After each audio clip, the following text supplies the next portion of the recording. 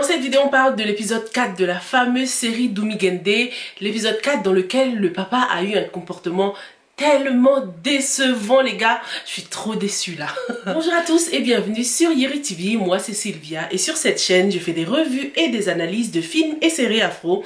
Sur cette chaîne on aime aussi donner notre opinion sur nos séries préférées, donc si c'est quelque chose qui t'intéresse, n'hésite surtout pas à t'abonner à la chaîne, active aussi la petite cloche pour ne rater aucune nouvelle revue. Oh my goodness, grande était ma déception lorsque j'ai regardé cette scène où le papa a osé voler les économies de son fils. Oh là là là là, je suis très déçue parce que jusqu'ici c'était un bon père quand même, tu vois. Malgré le fait qu'il a perdu son travail, il restait tout de même un bon père de famille, hein. Même si la différence entre la maman et le papa était quand même flagrante par rapport à leur carrière professionnelle. On voit très clairement que cette mère est une mère battante qui travaille H24.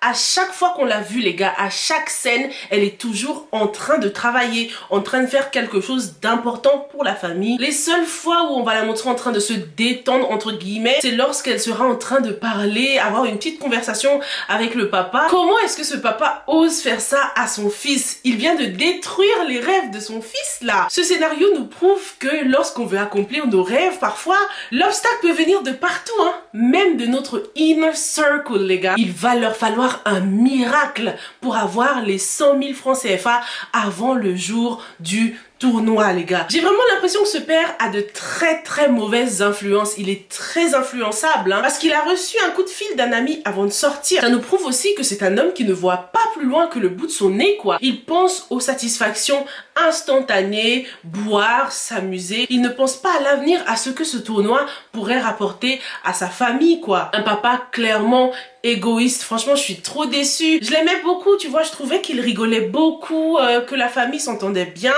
Mais là, non, quoi. On voit où est le réel problème de la famille. C'est vraiment le papa, hein, le papa qui a du mal à gérer l'argent. Le papa qui n'est pas bon du tout avec les finances. Pourtant, dans la famille, c'est lui qui a fait des études, c'est lui qui est toujours en train de lire. J'adore lorsque le couple se taquine, quoi. Lorsqu'il a dit à la maman, tu vois, toi, t'es analphabète, va là-bas. Elle a cru qu'il l'a insulté de bête, genre une bête, un animal, quoi. Non, elle va tuer. Apparemment, les opposés s'attirent, hein, parce que malgré le fait qu'ils viennent de deux mondes différents, obviously, ils s'aiment quand même, hein. Il y a toujours de l'amour là-dedans. C'est juste le papa qui a grave déconné. Oh mon Dieu, mais vous vous en rendez compte? Le père de Hassan s'est servi sans gêne dans la tirelire de son fils quoi, c'est-à-dire que à aucun moment lorsqu'il était en train de struggle avec le couteau là, il s'est dit non faut que j'arrête, je suis ridicule. Et le pire les amis, c'est que son attitude risque de devenir une habitude. Il va de temps en temps aller piocher dans l'argent de son fils quoi, là. Honte. C'est dingue, hein? Même ce fils mineur arrive à ramener plus d'argent à la maison que son propre père. Comme quoi, lorsqu'on veut, on peut. Lorsqu'il y a la volonté, on peut tout accomplir. Hein. Ce papa est clairement un lazy man. C'est un flemmard, c'est tout simplement un flemmard et je suis trop déçue parce que je l'aimais trop au début de la série, mais là, ça se dégrade, ça dégringole les gars. Et d'ailleurs, franchement, il faut quand même admirer le courage de Hassan de garder une telle somme d'argent à la maison alors qu'ils sont pauvres. Hein. Ça, c'est de la détermination. Il est tellement focused, il aurait pu utiliser cet argent pour s'acheter d'autres choses, quoi. À cet âge-là, on est tenté par plein de choses. Donc franchement, juste avec le comportement de Hassan, on peut dire qu'il fera un meilleur père de famille que son père. Ce qui nous ramène à une autre leçon de vie. Les gars, franchement, cette série est remplie de tellement de messages importants. Oh my god. Le message que cet épisode a essayé de passer, en tout cas pour moi, c'est le fait que ton passé, mais surtout ton présent, ne doit absolument pas définir ton futur. Ce n'est pas parce qu'aujourd'hui tu es dans une situation misérable qu'un jour tu ne t'en sortiras pas. Ce n'est pas parce que tu as eu des parents irresponsables ou que tu as des parents irresponsables right now que toi aussi ça fera de toi quelqu'un d'irresponsable. Parce que obviously Hassan ne partage pas la même personnalité que son père. Ça se voit que ce petit garçon sera quelqu'un de vraiment responsable.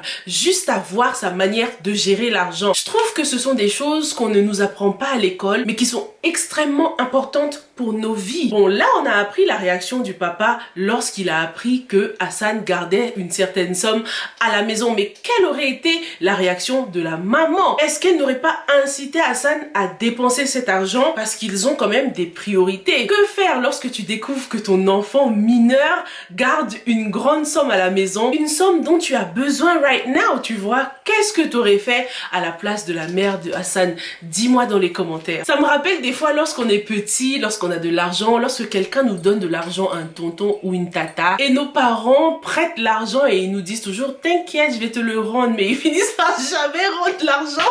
Et en tout cas, franchement, la réaction de ce père m'a tellement déçue. Ça, c'est le comportement des gens qui, même s'ils deviennent millionnaires aujourd'hui, ils vont revenir à leur état de pauvreté dans l'espace de quelques mois. J'avais lu dans un livre, je sais plus lequel, je suis vraiment désolée, dans ce livre, il y avait une anecdote qui disait que même si tu mets Mark Zuckerberg, le créateur de Facebook, dans le désert, il sera toujours l'un des hommes les plus riches du monde. Parce que c'est une question de mindset en fait. Et c'est pareil pour lorsqu'on est pauvre, hein. Si on fait l'opposé des personnes pauvres, lorsqu'on leur donne beaucoup d'argent, dans l'espace de quelques mois, quelques années, certains d'entre eux, pas tous, reviendront à leur état initial de pauvreté. J'espère vraiment que lorsque Hassan gagnera cet argent, cette famille pourra vraiment sortir de la pauvreté. Parce que vu le comportement du papa, c'est pas gagné les gars, hein. Il risque de tout dilapider et remettre sa famille dans une situation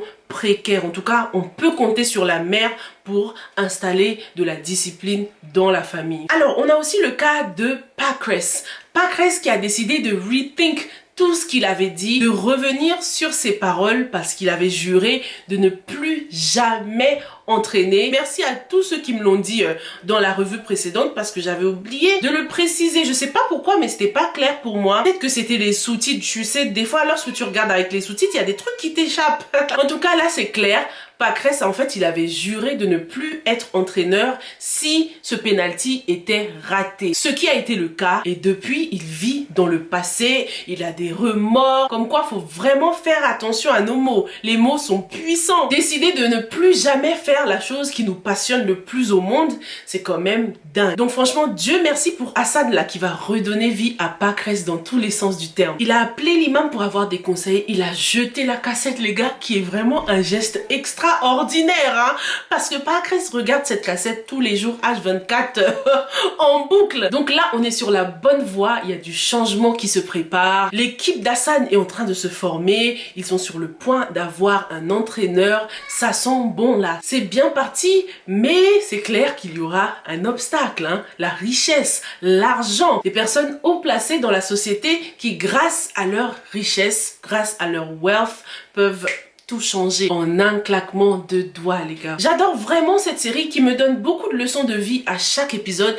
et qui me rappelle mon enfance aussi. Le décor est tellement réaliste et c'est très important pour qu'on puisse s'identifier, tu vois. Lorsque j'ai vu le livre avec les produits et tout ça, ça m'a tout de suite parlé. Lorsque tu vois les casseroles qui sont à côté de l'armoire qui va presque s'effondrer, c'est tellement réaliste et tellement bien fait. Cette série est extrêmement bien réalisée. À chaque fois, je regarde avec l'œil du faucon pour essayer de trouver des erreurs, mais j'en trouve pas franchement. Et tu sais, des fois en tant qu'analyste, on a tendance à vouloir over-analyse des choses, tu vois, un peu trop analyser. Parfois ce n'est pas du tout nécessaire. It is what it is. Il n'y a pas d'erreur dans cette série, en tout cas jusqu'ici. La seule erreur dans la série qui en réalité n'était pas une erreur, c'était pendant les premières scènes, donc le maillot de Hassan. Au début j'ai cru qu'il était vert, mais après j'ai vu qu'il était bleu. En fait c'est juste un problème de color grading. Ça dépend vraiment de la lumière. Lorsqu'il était dehors, la lumière était différente. Du coup, à l'intérieur, la lumière était un peu plus intense. Du coup, ça donnait ce bleu. Sinon, superbe série de superbes épisodes. Comme d'habitude, une série authentique